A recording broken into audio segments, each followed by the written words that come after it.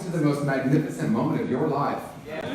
What is it to really know that? To know that every single moment, that can be the truth. I want to start by honoring and, first of all, thanking Sandra for that incredible reading that she brought from Coretta Scott King. And I want to also honor Martin Luther King Jr. As we move into this weekend. And what is coming through for me at this moment very clearly is that he is one person who came to this earth to be a way shower.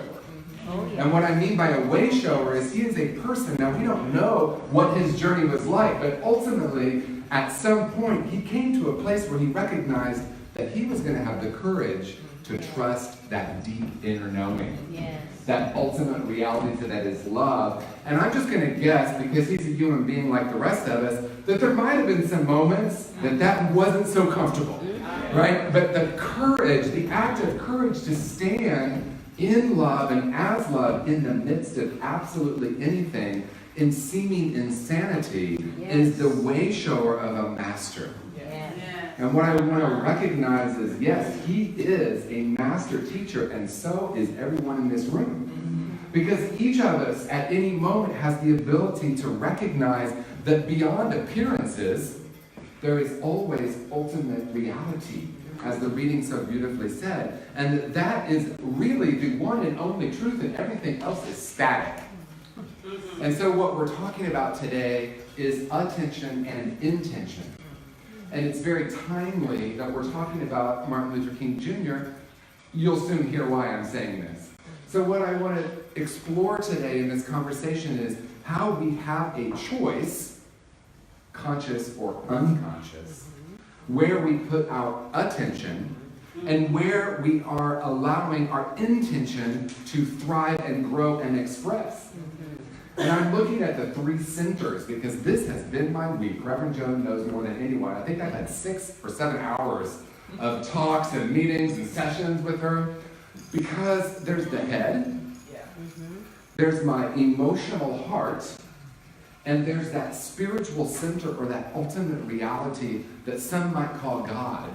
And I love that she drew this distinction between the emotional love and essential love. Because a lot of times we will say, I'm following my heart. I don't always follow my heart, and I'm going to be clear on why.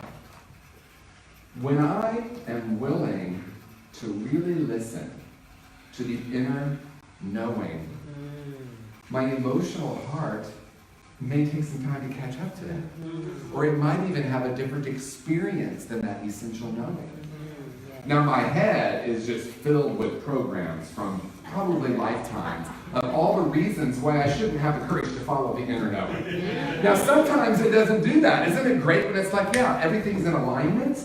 That there's this beautiful alignment when all 3 align and boom, we have the power. And sometimes it takes courage to trust the inner voice before the head and heart catch up. And that has been my week.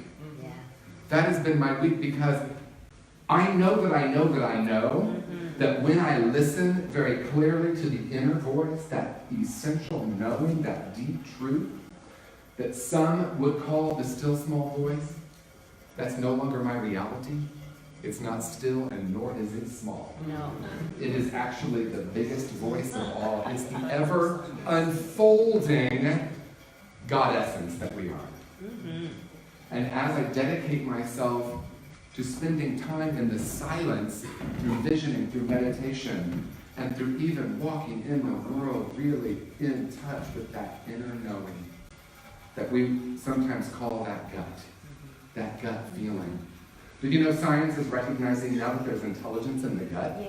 That there are, I'm not very scientific, so if you want to come up to me afterward and say, I hope you didn't get it quite right, it's okay, because the overarching theme is that there's intelligence in different parts of the body. It's not just from the mind. And the mind is run by programs. It's run by the downloads, the experiences that we've had, and even more than that, my take on the experiences I've had. And I create the BS belief system. There's a collective BS belief system. Scarcity, not enough, not good enough. We did this powerful process in class on Thursday We looked at what those core false beliefs that we took on, that we believe at some level to be true, or we believed at one point to be true.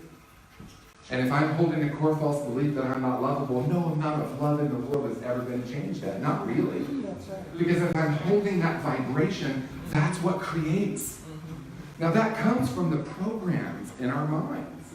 That comes from the belief system. I picked up on my familial belief systems whether I liked it or not.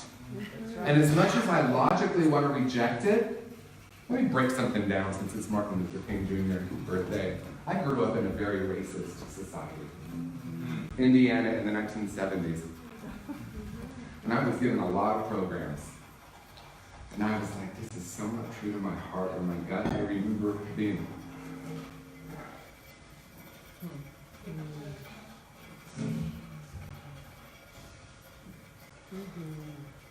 I remember hearing that racism for the first time and it broke my heart.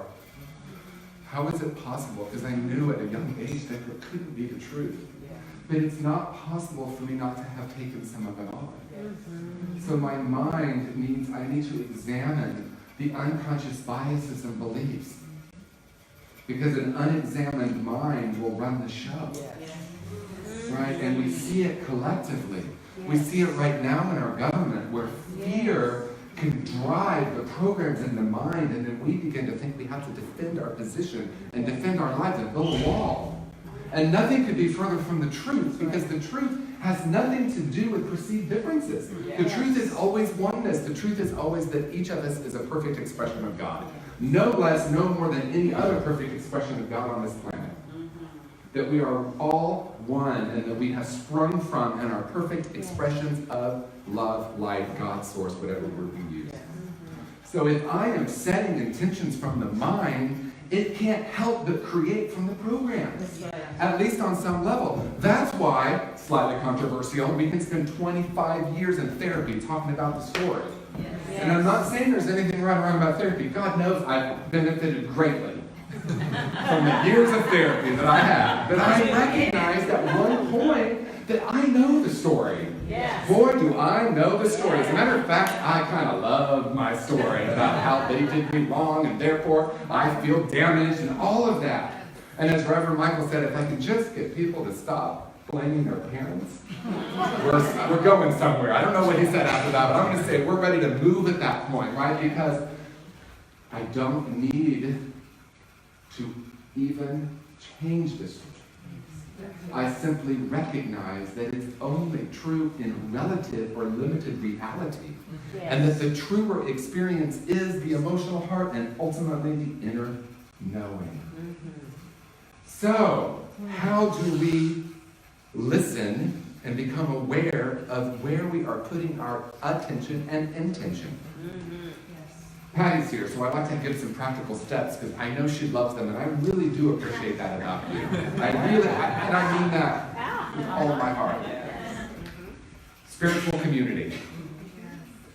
What happens when I walk into an energy field where we have dedicated ourselves to spending time in the silence and listening, individually and collectively? I had a vision in 2011, 2012. My education was through Unity. I was the ministerial associate of Unity in San Francisco, and I started listening to the inner voice that said, it's not Unity, it's something else. And that what was coming through was I wanted to be a part of co-creating a truly mystical community, even at the board level. So has anyone here ever served on a board of a spiritual community? So I have sometimes experienced, we're really so spiritual up here, and then we get in a boardroom. So where are we putting our attention or intention? If we are creating our community from our minds, there's going to be conflict. Because our minds are sorting and separating, and they're rightnessing and wrongnessing. How's that for a word? And perceiving that you are wrong and I am right. And let me tell you why. And then we can move into that heart space where we can be more open and recognize that we can really co-create here. My intention in April of 2012, when I started in my friend's living room, what was Awakened Living that has now become Agape Bay Area, a center for Awakened Living, was to step fully into the knowing that we can and have, by the way, created a community that is operating from the mystical plane in every level. Yes. Now, let me be clear about something. It doesn't mean you don't slip, but we recenter. Right? It doesn't mean I don't think, oh, wow, ooh, look at me having a perspective there. Let me come back to center. And that's the other practice I want to offer. It's something that's really tangible, and that is to become a witness. To become a witness to the thoughts. Become a witness even to the emotions. And a lot of times the thought creates the emotion. This shouldn't be happening. I feel sad. And emotions, I want to spend a few minutes talking about the emotional center. It's powerful. And it can help lead us in a direction that is more useful in our lives. The thing about emotions is very simple. They're actually a physical sensation in the body that usually runs through us in about 90 seconds to 2 minutes. The only thing that keeps them trapped is my story about the emotion. I shouldn't be feeling this. She shouldn't have said that.